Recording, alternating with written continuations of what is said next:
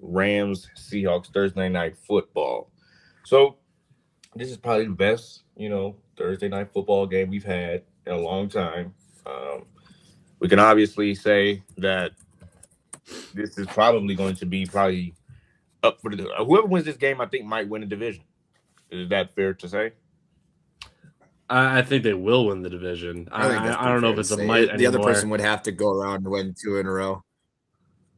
So there's your NFC playoff picture. Well, there's a possibility if they go and lose the next 2 and they win. So there's definitely a strong chance that they get the division lead and possibly even the conference lead that they could hold on to. But I think the Rams still have a shot to win the division if the Seahawks win tonight, because you look at the schedule for the Rams.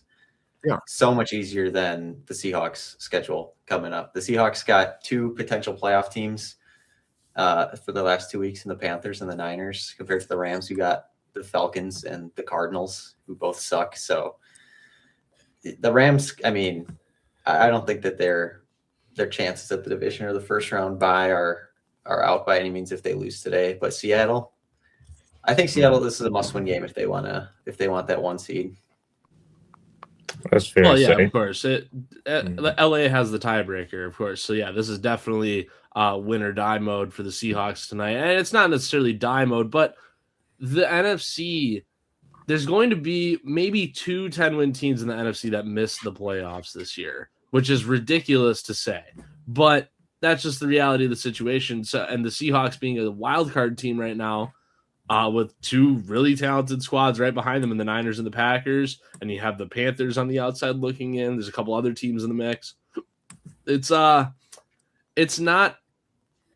outlandish to suggest that Seattle must win this game, and they need to take advantage of the fact that Davante Adams probably is not suiting up tonight. He's been dealing with that hamstring injury. It's been nagging him for a couple weeks now, to the point where he didn't participate in the Rams' only physical practice this week. So the Rams being down a receiver gives Seattle's defense, which is already really good, an even bigger step above the Rams.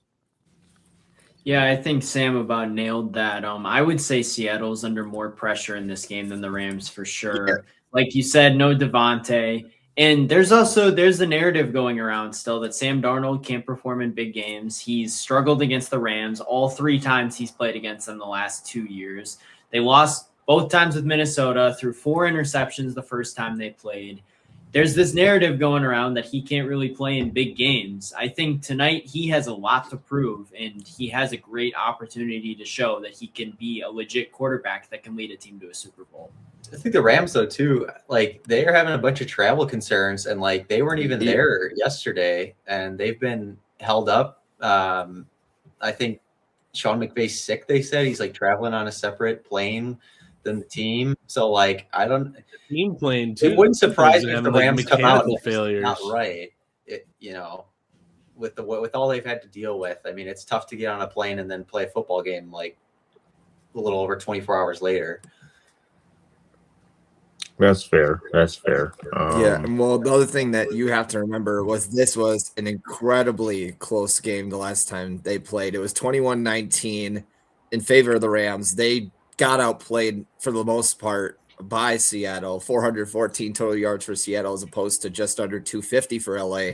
Biggest key was turnovers. They just weren't able to get in the end zone, and they weren't able to hold on to the ball when they were making these drives. So that's going to be the biggest difference there. I think that with Seattle being at home, with the not necessarily the healthiest, with as long as they eliminate those turnovers, this should be a pretty easy win for them. I would take this as more of like I don't know if it's going to be high scoring, because I feel like it's going to be very, very much a defensive game. I would go something along the lines of like 23-21. Oh, I have 20-13, and I think Seattle wins this one. Simply because it's in the 12th man. Mm-hmm. They have some pressure on them. I think that they take the cake in this one, especially going up against the Rams offense that's a little banged up. So 20-13 is my official prediction. The lines for tonight, though, according to Vegas, have Seattle as 1.5-point favorites, and I have them winning by 7. The over/under total is 42.5. So I'm I'm going pretty low scoring game here considering what Vegas has to offer. I think I went just above the over on both of my takes. I'm going to go 23-13 Seattle because I just feel like Devontae Adams is such a huge loss, and getting Ncaa open, right? That now they can just send two at Ncaa and hopefully somebody else beats them, right? So it's like having that loss to Devontae really shifts things. I think it shifts 10 points is the reason why I feel like the Rams would take 23-13. But looking at this playoff picture, this graphic, it's crazy how the NFC North is because the Bears, if they lose 2 out of the 3, they can be out of the playoffs, and they're the 2 seed right now. Well, that speaks to how deep the NFC is, too. You see, Detroit's not even on here. Detroit is most definitely a playoff caliber team. At the end of the day, a lot of what it comes down to for them is strength of schedule. They've just had a gauntlet of a season in terms of who they've had to play against. Meanwhile, a team like San Francisco, I think head-to-head, the Lions probably beat the Niners, but the Niners are probably going to get in over them just because of who they played all year. Well, and it takes, the fact that the Niners were hurt all last season. They get a third-place schedule compared to the Lions, who get the first-place schedule. But, yeah, I mean, and I think that, I don't know. I really hope that Carolina gets in as the NFC South champion. I think that they're just, at least right now, so much better than the Buccaneers. The Buccaneers have played so bad, like in the past, 5-6 weeks. They've been on such a slide. And even when they've won games, it hasn't looked pretty. I like Carolina. I think that Carolina team could be dangerous. Not like Super Bowl bound, but like they could win a playoff game. I think. I think people kind of undersell them, but obviously they'd be going up against Seattle. But straight up, Tampa Bay does not deserve to be there this year. I mean, all the preseason hype. I had Baker Mayfield as my NFL. Obviously, I think we might have lost him. Yeah. But yeah, to go off that, Tampa Bay's been very kind of mundane these last few weeks, especially. Like, it's kind of been vanilla a little bit. There's not a lot really going one way or the other. They've been struggling. They just lost to an Atlanta team who's on their backup quarterback and really has nothing to play for. They've seemed checked out most of the season. They just got blown out by Seattle. Like, it's a bad look. I think Carolina, just because of how random they are this year, could be a lot more fun as an option because there's a chance that they do something special. And with Tampa Bay, it's just going to be whoever goes in there gets they belt ass Tampa Bay, and it's an easy NFC West matchup. Where did you guys lose me at? Yeah.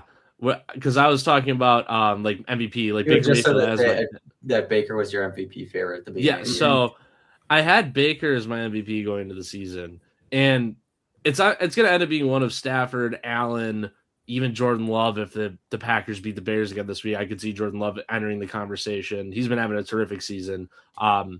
Rest assured, lest we acknowledge the fact that Green Bay Packers fans have wanted his and LaFleur's head at different points this year. But Jordan Love's been having a phenomenal season. Just with all the hype that Tampa Bay had going into this year about their receiving core going to be so deep. Their offense was supposed to be one of the best in football. Todd Bowles is a great head coach, especially on the defensive side of things, that Tampa Bay was going to end up being possibly vying for the 1 seed in the NFC. And then we get this. We get them losing at home in prime time to Kirk Cousins and the Atlanta Falcons, who were not in the playoff. They were eliminated from the playoffs going into last week. They're playing for nothing right now. They want to lose. They want to get a higher draft pick. Actually, they don't because the Rams have their pick, but yeah. Well, disregard then. But regardless of that, the point is that Tampa Bay just completely flubbed a national primetime football game to a team that's not even in the playoff picture anymore. This team does not deserve to be in the playoffs. They deserve to be what you would consider a lottery pick, I guess, or in NBA terms. They should not be a playoff team this year. Here's the thing. This year, I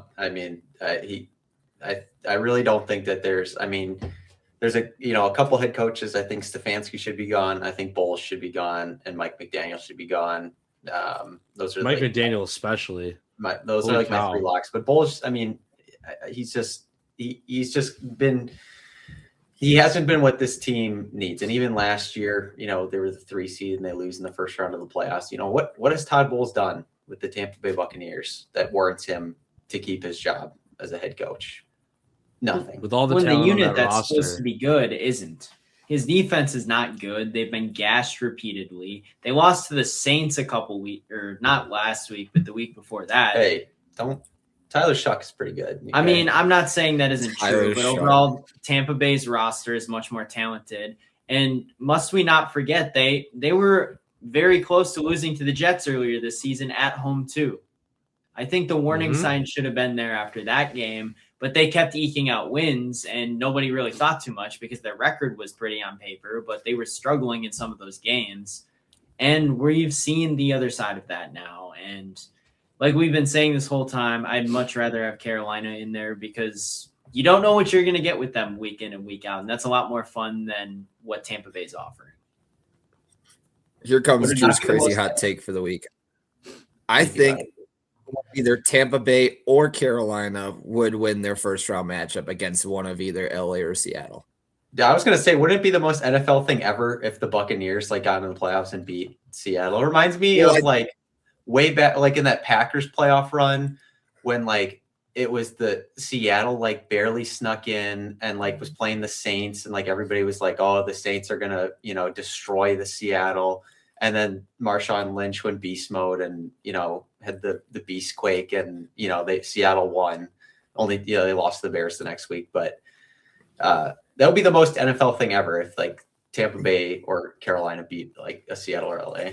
I think this is a recipe for Baker Mayfield to have one of his penned 375 passing yard, 4 touchdown games. I feel like that's what we could get. I don't know if we do get it. Obviously, it hasn't looked like that in the past, say, 10 games. But I think it's possible. He was on an MVP trajectory before his bye week. Yeah, I will say Tampa Bay has the talent to beat a Seattle or LA compared to a Carolina. Obviously Tampa Bay has way more talent on the offensive side of the ball.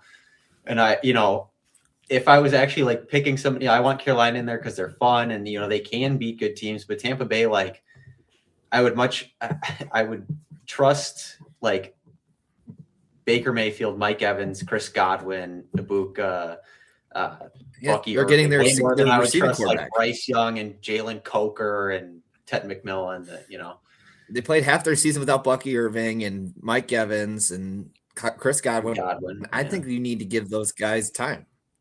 Mm-hmm. If this is going to be one of Baker's, they're going to be good.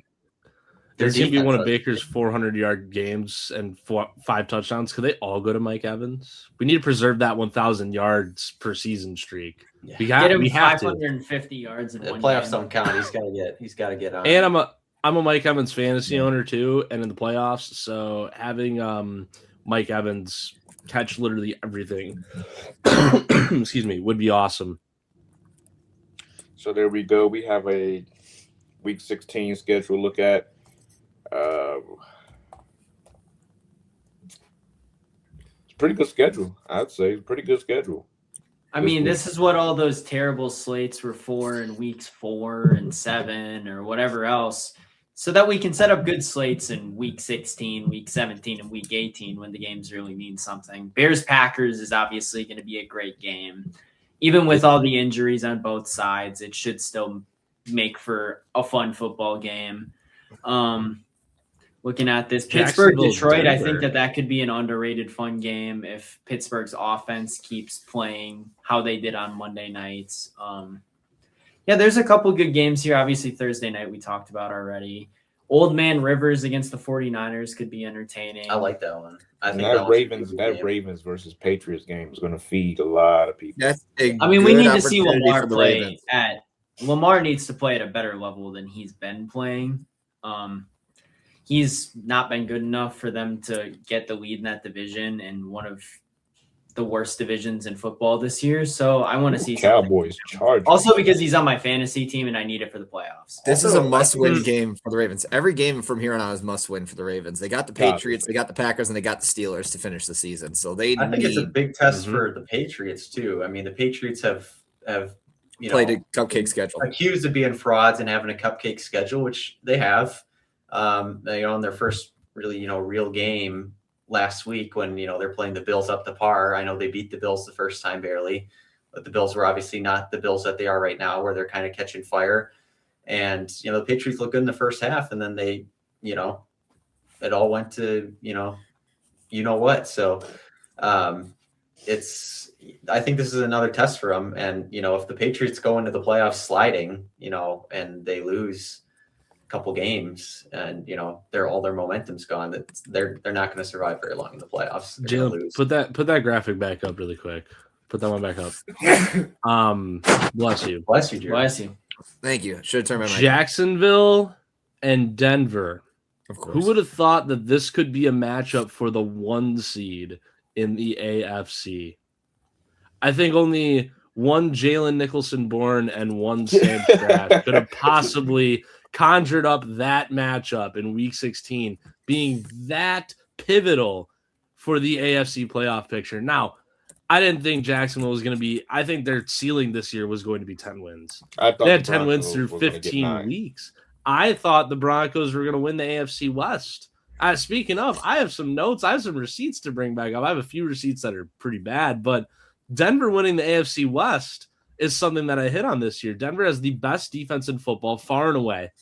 The best defense in football. And Bo Nix is starting to actually play with some semblance of being an NFL quarterback again. So, granted, they got a lot of momentum last week against Green Bay after we lost 8 guys in 4 minutes to injury. But I may have been exaggerating there, but that's besides the point. Moral of the story, though, is that Denver caught some wind. They caught some momentum late in that game, in a game they were losing that they should have lost, that they didn't deserve to win through 3 quarters, and put it together to be one of the best teams in the NFC. Now they have another tough matchup against one of the best teams in the AFC. Denver wins this game. Are they the Super Bowl favorite? I don't think I'm definitively ready to say yes to that, because I think the Rams, regardless of what happens tonight, could still be my favorite. Yeah, I think the Rams and the Seahawks are probably the 2 favorites. Now, it also depends on how Denver looks in that game, because Green Bay was doing a good job with them until everyone got hurt. Watson obviously got hurt. It put the offense back in neutral. And I think the shock factor of Micah Parsons getting hurt really hurt the defense too. They got no pressure on Nix. Everyone was just completely rattled after that happened. Yeah, well, that was happening in the second half of the other game too, but against the Bears the week before. So I think it's more so we just got to be seeing the Packers play a little better in the second half on defense. I think they're getting a little winded. They're being kept on the field for a really long time. I mean, and that's the blueprint to beat the Packers too. But back to Denver, I mean, they've been winning games by the skin of their teeth all season. This was obviously probably their best win of the year, beating Green Bay. But I don't know. I want to see it again for them. Like, I don't know if I trust Bo Nix to lead them in the playoffs against Josh Allen. That's the problem. You also got to take into account that the Packers' pass defense is not very good. Just their rush defense is good. Their pass defense has not been very good. And their pass defense has looked better than it is this year because of their pass rush. And now without Micah Parsons, and especially, again, in the second half, we saw it a lot where that was impacted. And how did the Broncos beat the Packers? It was through the air.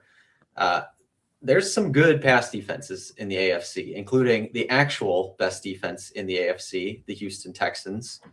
I'm telling you, the Texans are very dangerous. The Texans are a dangerous football team that I think could make a legitimate Super Bowl run if their offense can put it together. Their defense is unbelievable this year. Unbelievable. I acknowledge that. Yes. I'm not sold on Houston this season. I mean, it comes down to CJ Stroud. It really comes down to CJ Stroud. And he's been playing good. He's been playing good the last playing good. Sure. But I haven't seen any real success out of CJ Stroud since his rookie season when he won Rookie of the Year. I can't trust the Houston Texans offense going into a playoff scenario again. I counter you. I'll back Sam on this. I counter you with Davis Mills was the starting quarterback while they were winning some of these games. This defense is good enough where it doesn't matter. The Denver Broncos won the Super Bowl in 2015 when Peyton Manning was not playing good. When he was Peyton Manning CIL. I would argue CJ Stroud is playing at a higher level than Peyton Manning was playing in 2015. The Texans defense is good enough to win them these types of games alone. CJ Stroud just has to do just enough to win them these games, and he is a serviceable quarterback. I think they have a lot more to do with him, but he's a serviceable enough quarterback where they could go on a run with this type of defense. Defense wins championships at the end of the day. Well, I'm just going to bring up the point that, as you mentioned, there's so many great defenses in the AFC, and I think that along the lines, you're probably going to run into 2 or 3 of them before you even hit the Super Bowl if you're the Texans. So you need to make sure that your offense is clicking, because if you put the Texans against the Broncos right now, I think that it's going to be, if they played like 6 times, I think the Broncos are winning 4 or 5. I think the Texans defense holds them more than the Broncos defense does. My question is, though, if they go up against, say, a Buffalo, in Buffalo, who's to say Josh Allen doesn't run and pass all over them? Because we've seen him going absolute God mode the last couple of weeks to carry them in those games. And Houston's offense isn't – I don't know if they're good enough even against a suspect defense like Buffalo to keep up in a shootout. That's my kind of – The Bills are my actual Super Bowl favorite. The Bills – I think the Bills are going to win out. I think they're going to win their division. I think they're going to the Super Bowl. Okay. Well, that was fun. We'll be looking at some of that stuff tomorrow, possibly with live with Nas.